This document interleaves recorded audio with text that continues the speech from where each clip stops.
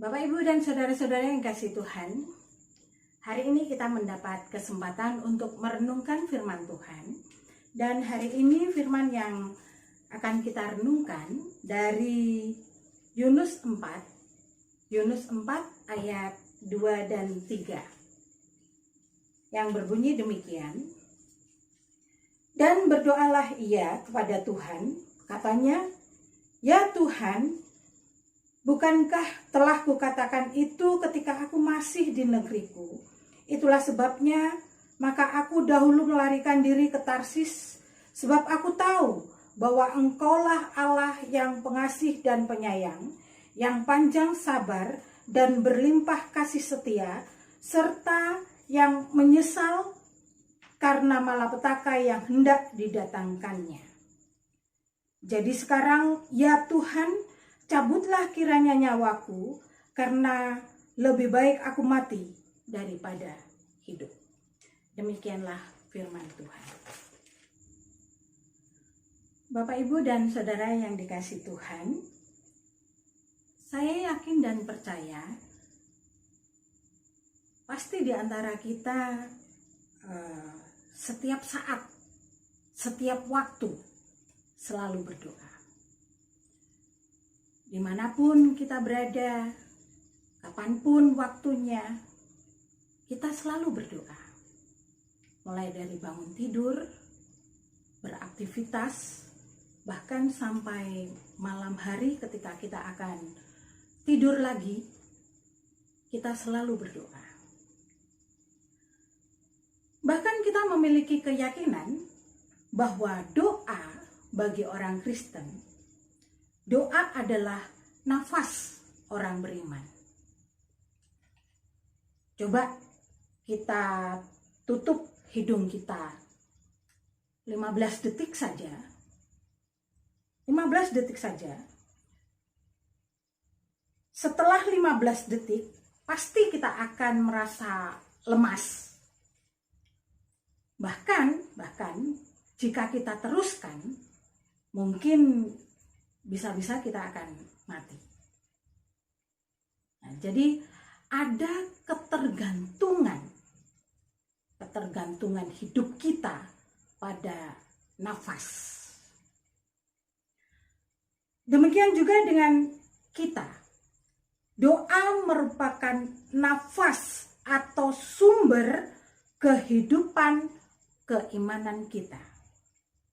Sehingga seandainya ada orang Kristen yang hanya sekedar Kristen saja, Kristen tetapi tidak pernah berdoa, maka ia dapat dikatakan sebagai manusia yang hidup tetapi imannya mati. Jadi bagi orang Kristen, doa merupakan sesuatu hal yang sangat penting, sesuatu hal yang vital di dalam kehidupan keimanannya. Tetapi ternyata Bapak Ibu, yang penting ternyata tidak hanya sekedar memanjatkan doa, tetapi ternyata kualitas doa pun harus diperhatikan. Artinya, doa yang kita panjatkan adalah doa yang benar. Tentunya bukan doa yang salah berarti. Pertanyaannya, apakah ada doa yang salah? Ada. Contoh doa yang salah, misalkan saja seorang murid yang tidak siap dengan ulangan pada hari H, kemudian dia berdoa, "Tuhan, semoga guruku sakit perut." Nah, itu bagi saya, menurut saya, itu adalah doa yang salah, doa yang tidak benar. Dan banyak ayat-ayat di dalam Alkitab yang mengajarkan kepada kita bagaimana kita harus berdoa. Nah, tetapi hari ini, pada petang ini, kita akan belajar tentang bagaimana Yunus berdoa. Bapak, Ibu, dan Saudara yang dikasihi Tuhan, kisah Yunus adalah cerita yang tidak asing bagi kita. Dari sekolah minggu kita sudah mendengar cerita tentang Yunus, Nabi Yunus.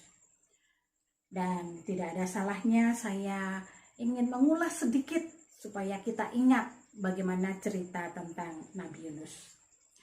Yunus adalah nabi yang diutus Allah untuk meneriakkan atau memberitakan pertobatan kepada orang-orang Niniwe. Kemudian sehari seperjalanan Yunus berteriak-teriak sambil berjalan. Dia meneriakkan 40 hari lagi Niniwe akan ditunggang balikan. Dan Yunus meneriakkan pertobatan itu karena memang kota Niniwe, orang-orang Niniwe sudah terdengar oleh telinga Tuhan akan keburukan-keburukannya, akan dosa-dosanya.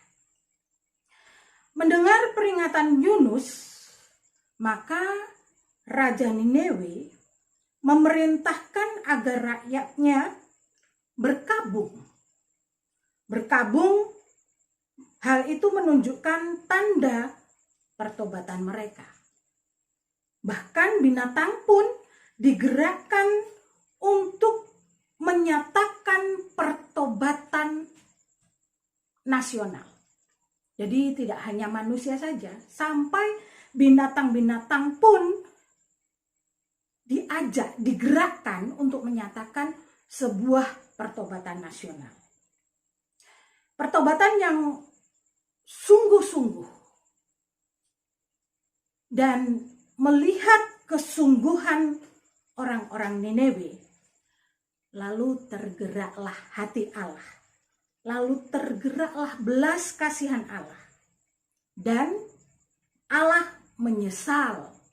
Allah mencabut hukuman atas Niniwe. Yunus ketika melihat Allah menyesal, ketika melihat belas kasih Allah, dan Allah tidak jadi menghukum kota Niniwe, marahlah ia. Dan di dalam kemarahannya, ia berdoa.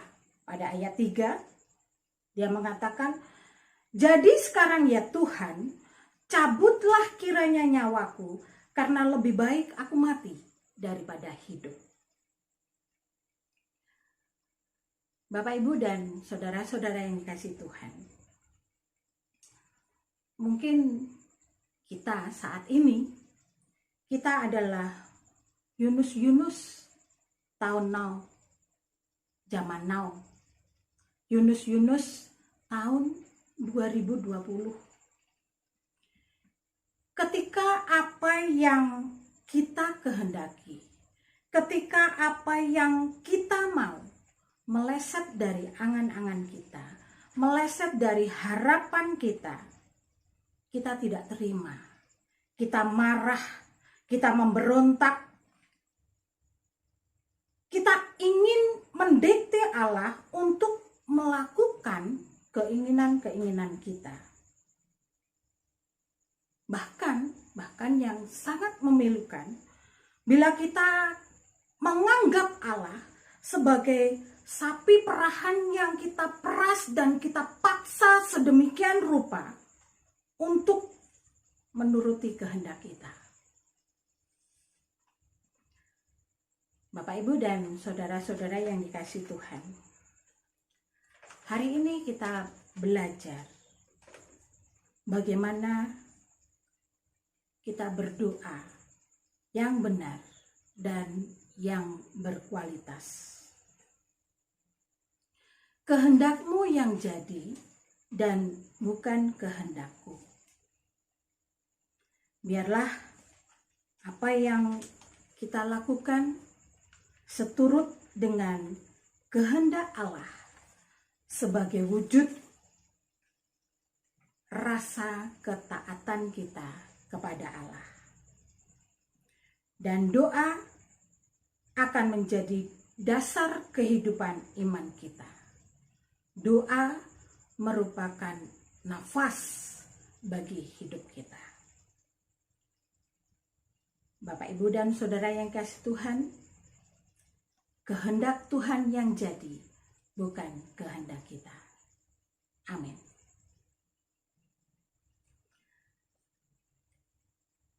Mari kita berdoa.